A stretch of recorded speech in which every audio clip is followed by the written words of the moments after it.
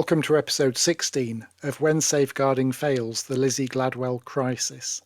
I'm Jeremy Gladwell, Lizzie's dad, and I'm telling the heartbreaking true story of how our daughter, a vulnerable young person, was taken, isolated and subjected to coercive control, and how she was cast adrift by the agencies tasked with safeguarding.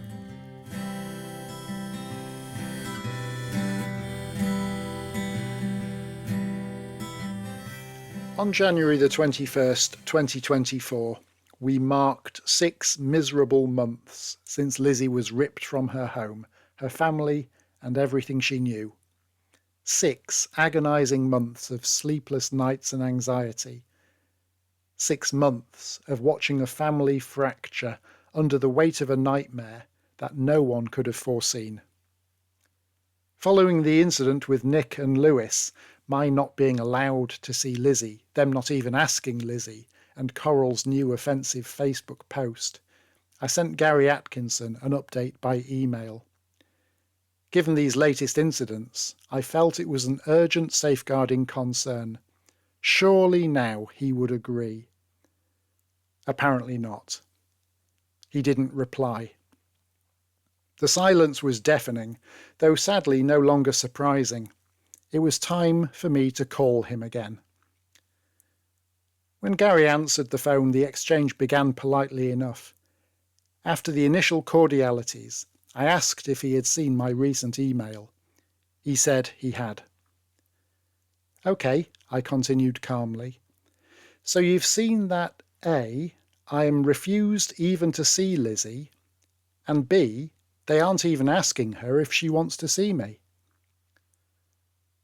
"Well, these are all assumptions," Gary said flatly. "All assumptions?" I queried in surprise. "Yes, you're assuming she hasn't been asked." Barely a minute into the call, it was not going well. "Gary, they didn't have time. Lewis came to the door, he didn't know who it was. I said, 'Can I see Lizzie, please?' And he said, 'No.' And that was it, end of." "Well, again, that's an assumption, isn't it?" Gary's refusal to accept the facts astounded me. I was there when Lewis slammed the door in my face. I was there when Nick echoed the same refusal without consulting Lizzie. Yet Gary insisted I couldn't know for sure. Gary, who wasn't there, dared to tell me I was assuming things. I took a deep breath and tried again. "There's evidently a misunderstanding here," I said. "Lewis didn't know who was at the door. I asked to see Lizzie and he said no. Nick then came to the door. He likewise had not had the chance to see Lizzie, and he said—" I didn't finish the line before Gary cut in. "You just don't know that," he said dismissively. "I can't take that as evidence because it's just an assumption. I can only go on evidence." I really didn't know what to say. He wouldn't take my word for it, but he readily accepted whatever story was being fed to him by Coral and Lewis. I paused in bewilderment. Gary filled the gap. "When I spoke to Liz," he began. When he referred to my daughter as Liz, my patience thinned further. Hearing that name hurt deeply. Liz was a name Lizzie herself had always hated. To everyone who knew her, she was unquestionably Lizzie, and Lizzie was her secure identity. Liz, however, was what Lewis had taken to calling her, claiming it was his name for her. That family used Liz to undermine and reshape her identity. It wasn't just a nickname, it was a weapon used to reshape her. Liz was her groomed name. I attempted to broach the matter with Gary, hoping for a little human kindness. Can you do me a really big favour, please, and not call her Liz, because that is her groomed... I got no further because Gary cut me off once again. If I call her Liz, he said, it's because other people have called her Liz. And for the rest of the phone call, he continued to refer to my daughter as Liz. We then discussed Lewis's unilateral edict that I would only be allowed to see Lizzie in the presence of a social worker. At first I didn't quite catch his reply. I thought he said that Lizzie didn't want a social worker. But he repeated it and said that Lizzie didn't warrant a social worker. I mentioned the swoop, the incident when Nick and Lewis intercepted Lizzie while she and I were heading for lunch in Asda. Gary immediately objected. He did not accept that it was a swoop at all. I've been told Lizzie asked to be picked up, he countered, though he hadn't seen any evidence of this supposed request. I said, I am a bit puzzled. Everything I say seems, unless I'm mistaken, to be disbelieved by you, while everything Lizzie or that family tells you is believed. That's my concern. It feels like we as Lizzie's parents and her wider family are being summarily dismissed and disbelieved with almost cynical indifference. Gary's response stunned me. His reply, word for word, was, I've read everything that you've sent me, and all I can do is go to Liz and say, well, look, here's the latest instalment. What do you want me to do with all this? I had been sending Gary confidential safeguarding evidence, believing he would use it to protect Lizzie. Instead, he handed it to the very people controlling her, allowing them to tighten their grip. Even Lizzie's grandparents, who wrote to Gary in desperation, found their concerns dismissed. Rather than acting on their plea, Gary informed Lizzie. The grandparents were then completely cut off, another lifeline severed. Gary didn't even acknowledge receipt of their email. And it wasn't just the grandparents. It was becoming a consistent pattern. These were people grief-stricken by Lizzie's sudden removal from their lives. Would it have hurt to send them an acknowledgement?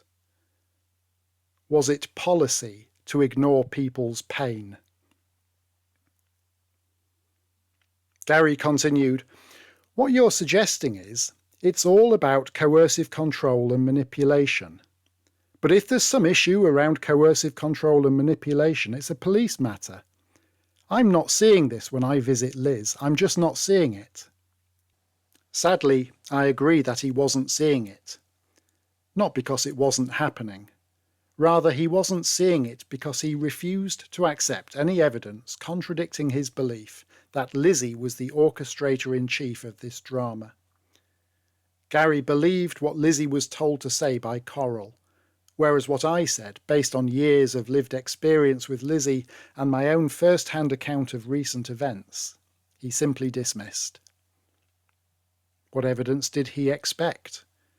Might he have been more convinced had Lewis or Coral been standing over Lizzie with menacing expressions, hitting their fists into their palms threateningly? I do not doubt that the Wilson-Clark family were charming hosts to Gary on his visits, offering him tea and being very hospitable, while Lizzie's suffering remained out of sight. But coercive control isn't about what's visible, it's about the invisible chains. This wasn't a cartoon or pantomime with obvious baddies. This was real life, where perpetrators hide their actions and manipulate the agencies. Gary's refusal to consider information from me and others blinded him to the reality. His phrase, "I'm just not seeing it," was in fact a damning indictment of his actions. Gary claimed coercive control was a police matter. Certainly coercive control is a police matter, but not exclusively so. Coercion is domestic abuse, alongside emotional abuse, deprivation of contact, controlling behaviour, isolation, unreasonable withdrawal of support networks, manipulation for financial gain, and exploitation. By labelling it solely as a police issue, Gary implied domestic abuse was irrelevant to him as a safeguarding practitioner at Focus Adult Social Care. Really? I started to list some of the more blatant examples of coercive control. The removal of Lizzie's pink phone, for starters, and the fact that Coral was keeping it in her drawer. I didn't get beyond the starters before Gary cut in.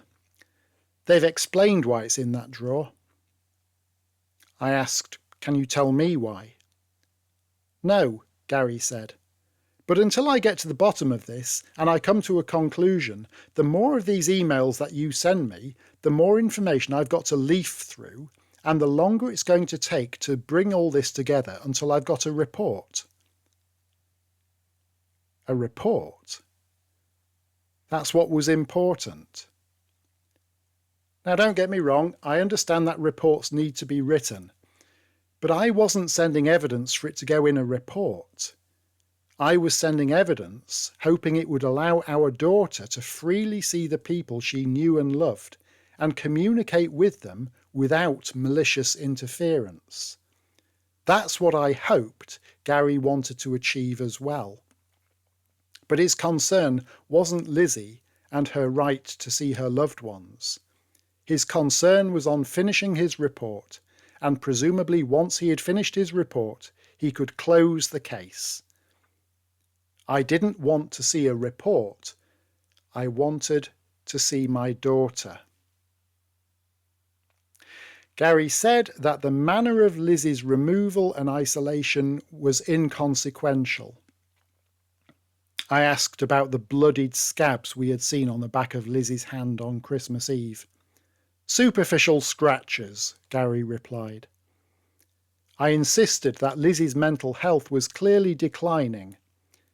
Gary disagreed. I reminded him that Lizzie had a formal diagnosis of FASD, which causes lifelong functional and cognitive impairment. "She's moved on since then," Gary said, as if she were cured.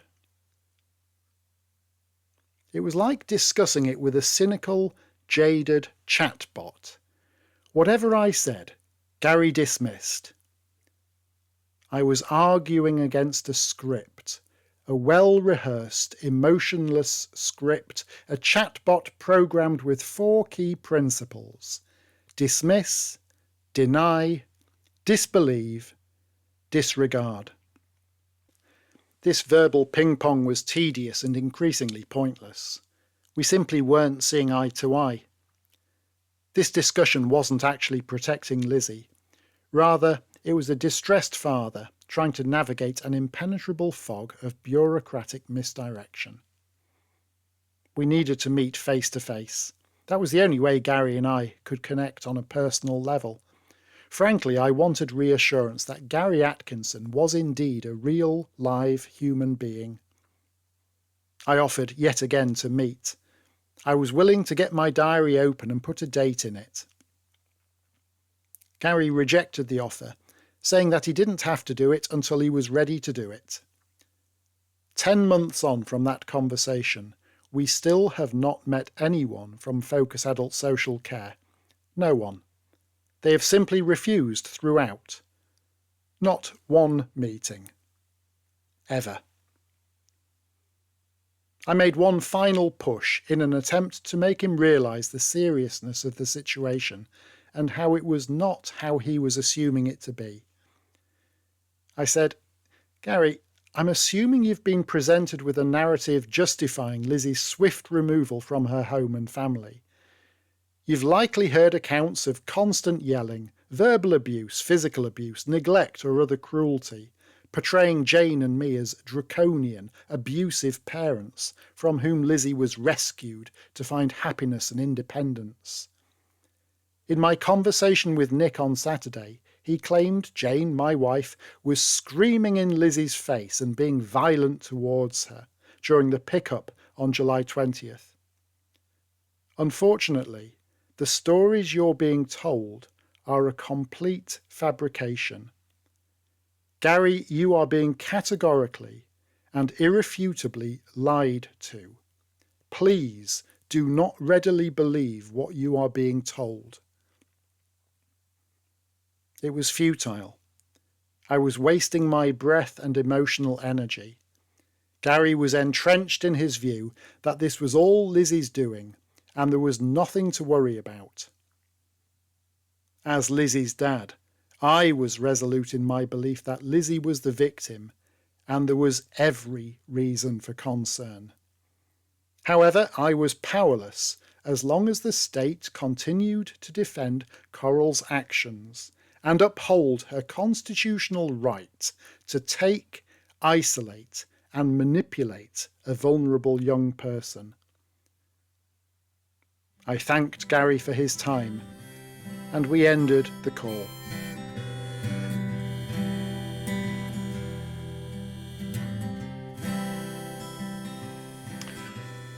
Let's apply some logic. Assuming it was just a difference of opinion between us and Coral is just lazy. We knew our accusations against Coral were based on clear evidence, and we had presented that evidence openly to the agencies. However, we had no idea what Coral was actually accusing us of, with her so-called evidence mentioned in her first Facebook tirade and her warning that we should start sweating about what was coming. Neither the police nor adult social care found it necessary to tell us the justification for Coral's cruel actions. We still don't know. But the reality is that both sides cannot be right. Lizzie cannot be both exploited and not exploited. She cannot be both vulnerable and not vulnerable. Logically, Gary should have explored who was actually telling the truth. By doing so, he could have charted a pathway for Lizzie to escape this ordeal, but evidence was not tested.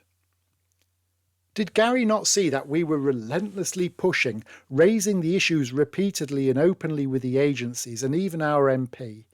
If we were guilty, if we had secrets to hide, if we had a dark history we didn't want revealed, and if there was credible evidence against us, why would we be so vocal and determined? Surely we wouldn't risk it. But we persisted. We kept striving to get Lizzie free from the control. We are either entirely stupid or entirely innocent, utterly mad or utterly distraught. Either we are lying, or Lizzie was groomed, isolated and exploited. It can't just be different perspectives. Either you believe Coral's claim of a rescue from abuse the moment Lizzie turned 18, or you believe us, that Lizzie was thriving but manipulated into a bad decision for control and exploitation. There is no middle ground. Were we abusive? And not just us, but our entire family and support network. Why else remove Lizzie so suddenly? Why move so swiftly to sever all links with her past? The Wilson-Clark argument implies that Jane, I, our church, families, and everyone in Lizzie's life were in on the abuse all the way through Lizzie's childhood. And that ludicrous scenario is what Gary Atkinson readily accepted without question or balance. It was time to change the narrative and simplify the story. Focusing on Lizzie was counterproductive because whenever Lizzie was asked about events, she simply recited rehearsed lines. In fact, Lizzie had now become so immersed in the false narrative that she had lost her grasp on what life was actually like with us and the wider family.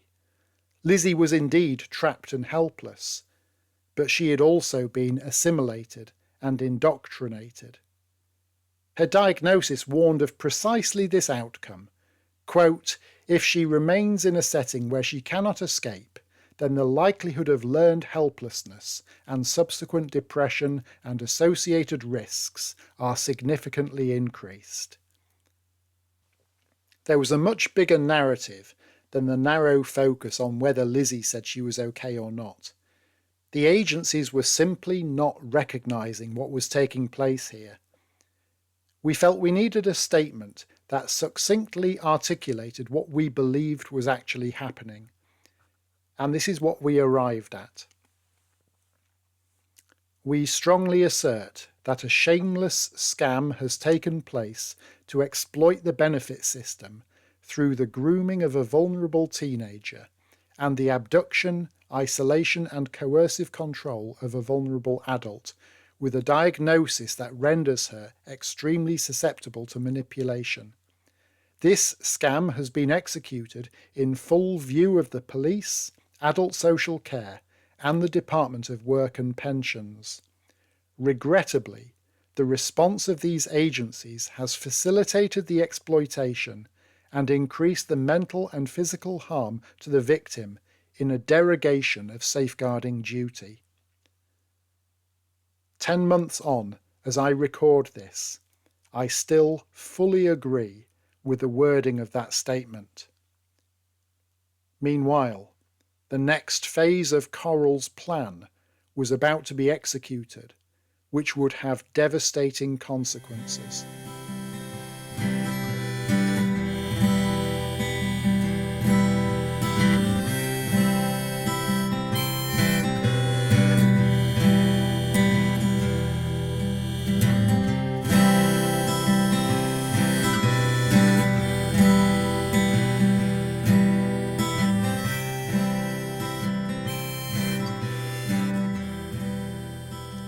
Thank you so much for listening to this episode of When Safeguarding Fails, the Lizzie Gladwell Crisis.